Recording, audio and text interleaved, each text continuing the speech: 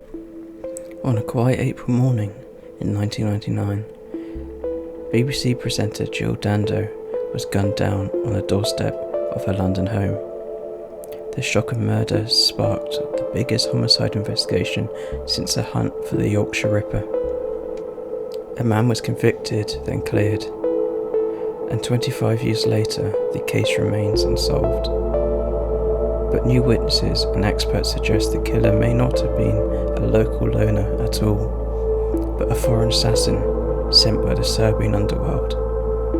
Today, we're diving deep into Britain's most enduring true crime mystery. Welcome to Shadow Docket Files, where the cases buried in the shadows are brought to light. Here, we dive deep into forgotten trials, chilling evidence, and the mysteries hidden in plain sight. Subscribe and join us as we open the files they don't want you to see.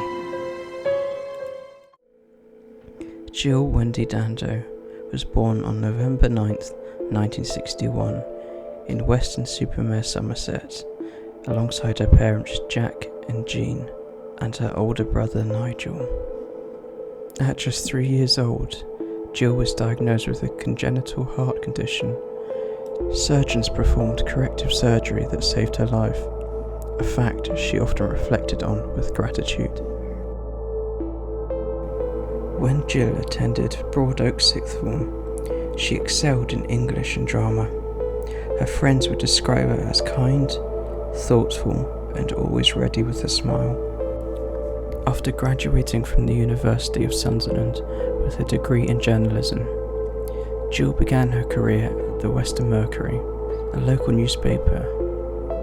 Her natural warmth and intelligence caught the eye of regional broadcasters, and soon she was presenting with BBC South West. Her rise was swift. By the late 1980s, Jill had moved to London to present on national television. She became a regular face on breakfast news and holiday, quickly earning a reputation as one of Britain's most beloved broadcasters. By the 1990s, Jill Dando was everywhere. She hosted Holiday, one of BBC's most popular travel shows, bringing exotic locations into the homes of millions. In 1995, she became co-presenter of Crime Watch alongside Nick Ross. Viewers admired her calm, empathetic style as she appealed directly to the public for help solving cases. Her professionalism, kindness, and charm made her not just a TV star, but a national treasure. She was voted BBC Personality of the Year in 1997. On April 26, 1999, Jill returned home mid-morning. At about 11:30 a.m, a neighbour found her collapsed outside her front door. She had been shot once in the head. Paramedics rushed her to the hospital, but it was too late. The single bullet, fired with a silenced 9mm pistol, suggested a professional hit. Yet Jill had no known enemies. Why would anyone want her dead?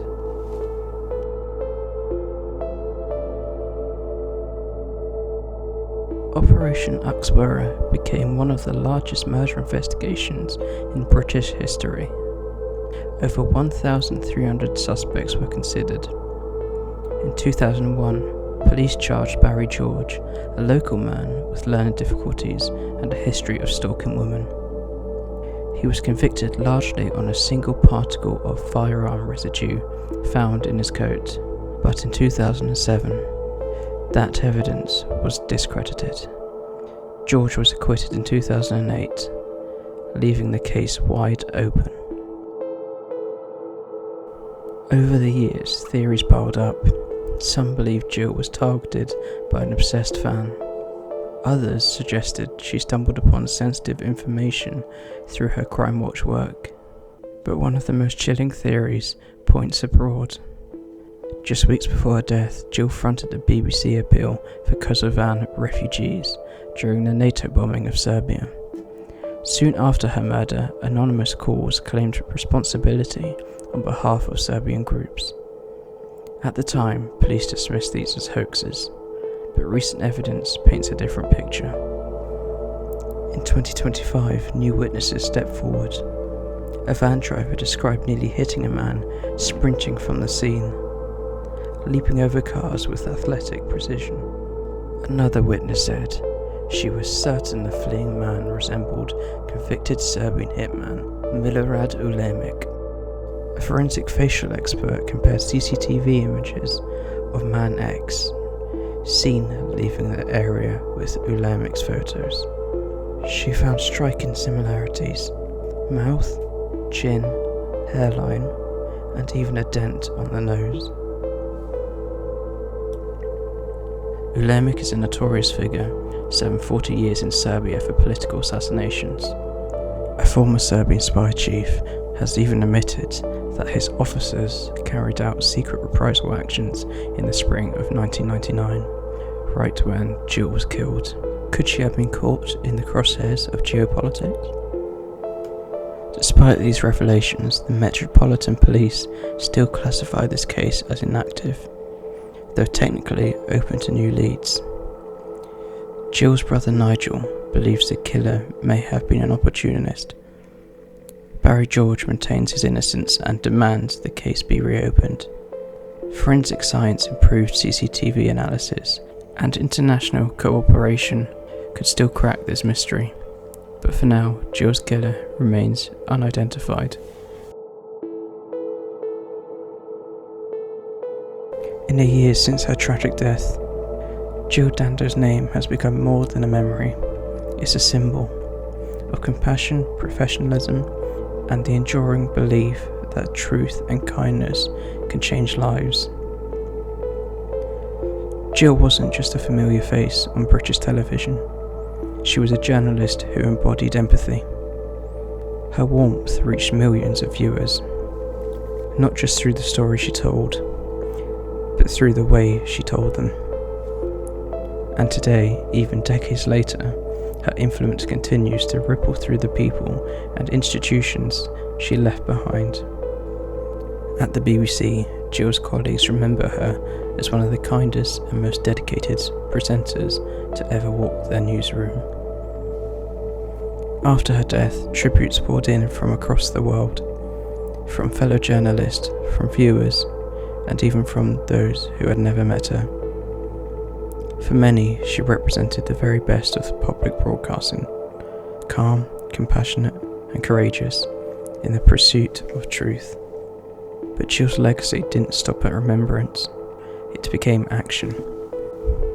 In 2001, just years after her death, the Jill Dando Institute of Security and Crime Science was founded at University College London, the first of its kind in the world. Created in her honour, the Institute's mission is to improve public safety and reduce crime through scientific research and innovation.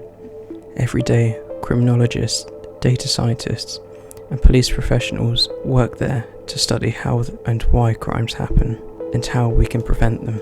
From neighbourhood safety to counter-terrorism, Jill's name now stands for something even bigger than her story.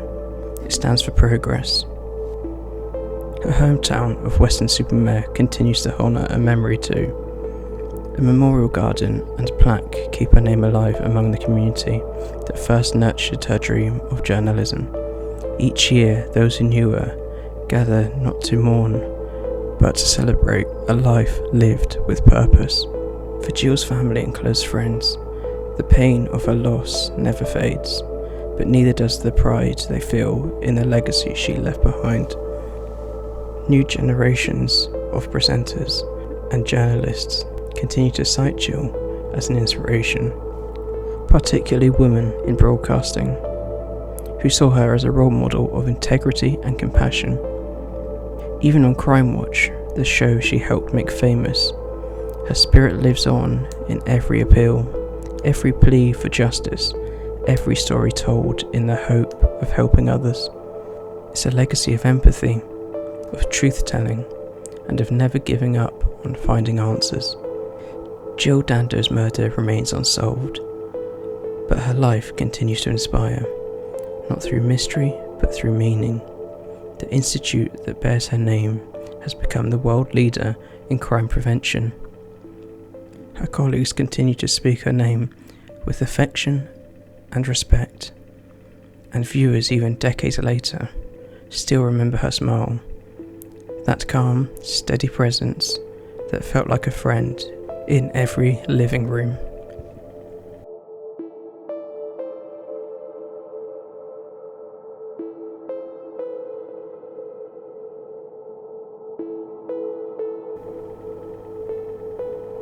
Because while her story began in journalism and ended in tragedy, her legacy lives on in every effort to make the world just a little bit safer. And in that way, Jill Dando's voice still echoes today. 25 years on, the murder of Jill Dando is still Britain's greatest unsolved crime.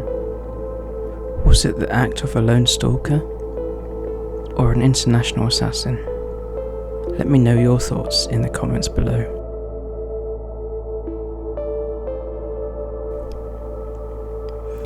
If you enjoyed this video, give it a like, and if you want to hear more, don't forget to subscribe and ring the bell so you don't miss the next one. And remember, sometimes the truth is stranger and darker than we ever imagine.